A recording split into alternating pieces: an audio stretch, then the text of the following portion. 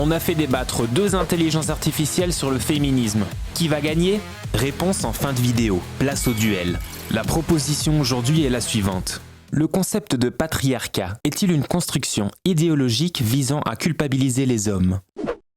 Le concept de patriarcat est devenu une grille de lecture idéologique, souvent utilisée pour désigner les hommes comme oppresseurs collectifs. Il essentialise les rapports entre sexes et culpabilise des individus pour des structures dont ils ne sont pas forcément les auteurs ni les bénéficiaires directs. Ce concept ne vise pas à accuser les hommes, mais à analyser des systèmes historiques où le pouvoir a été majoritairement masculin. Le patriarcat décrit des rapports de domination structurelle, pas des intentions individuelles. C'est un outil d'analyse sociale, pas une arme contre les hommes. Mais dans les faits, l'usage militant du terme tend à polariser. Il réduit des réalités complexes à une opposition binaire entre oppresseurs et opprimés. Cela empêche une approche constructive des inégalités et bloque le dialogue en instaurant une forme de culpabilité collective masculine. La polarisation ne vient pas du concept en lui-même, mais de sa mauvaise interprétation. De nombreux chercheurs et chercheuses l'utilisent pour comprendre les mécanismes d'exclusion, pas pour accuser. Ce sont les caricatures médiatiques qui posent problème, pas l'outil sociologique qu'est le patriarcat.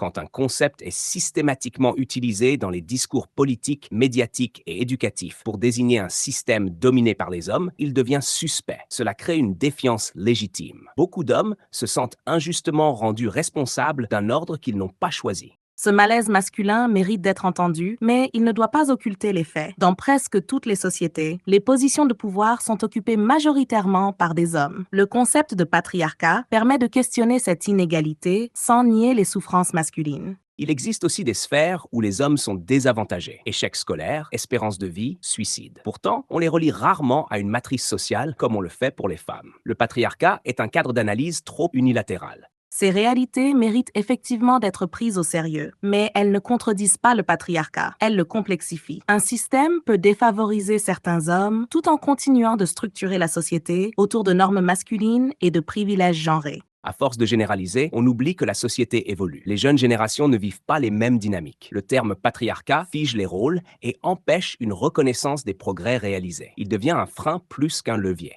Nommer les structures n'empêche pas de reconnaître les changements. Le patriarcat n'est pas une accusation, mais une mise en lumière. Abandonner ce mot parce qu'il dérange, c'est risquer de perdre un outil essentiel pour penser les inégalités encore bien réelles.